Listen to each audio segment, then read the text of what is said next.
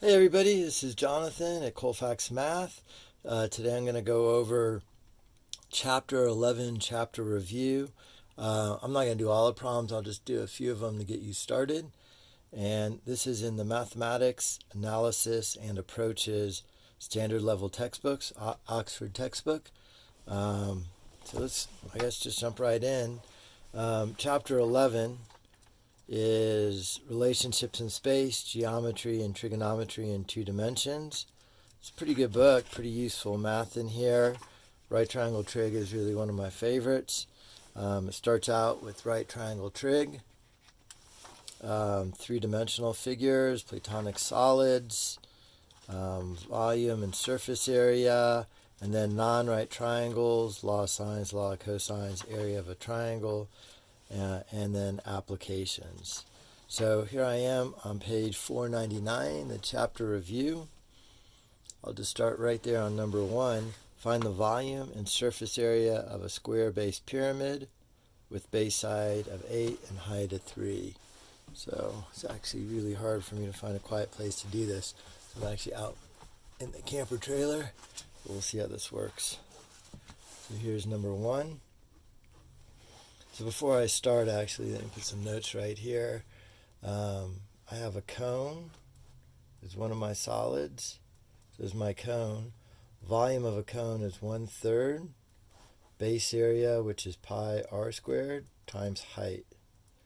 Surface area of a cone is going to be the circle on the bottom, pi r squared, plus the lateral surface area, which is just a cone, and this is pi times radius times slant height. So this angle there, that length there, is slant height. And then the other equation, so a pyramid is very similar to that. Volume of a pyramid is 1/3 base area times height. And then this is all right pyramids. Then surface area is the base area plus the 4 lateral surface area, so the 4 triangles. And then the other one is a sphere, like a globe. A sphere, surface area for a sphere is 4 pi r squared. And then volume is 4/3 pi r cubed. So I remember volume is going to be a cubic measurement, and that's why it has a cube in it. And then surface area is going to be a square measurement, 2-dimensional versus 3-dimensional. Okay, so I have this pyramid. The base is 8 by 8. I really like to draw these out as a net. So here's the base, 8 by 8. And then one of these triangles goes like this.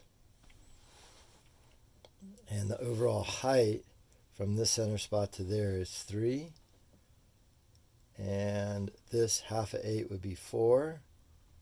So if I were to draw the triangle from this point up 3, I'm going to just draw the triangle inside there, where this height would be 3.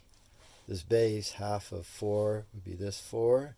And I'll do the Pythagorean theorem to get this height right here of 5. So that'll be my slant height. So as I draw this pyramid out, not a very good drawing. My slant height goes from the vertex to the middle there. So 5 is going to be my slant height. Okay, so volume of this pyramid is going to be equal to 1/3 base area, 64, times height of 3. My 3's cancel, and it just gives me 64. And everything's meters, so 64 cubic meters.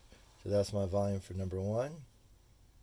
And the surface area is going to be the base area, which will be 8 by 8, 64 square meters.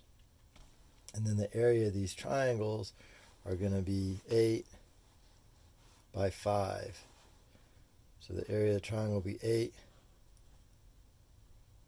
by 5. That's my slant height. So the area of that triangle is 40.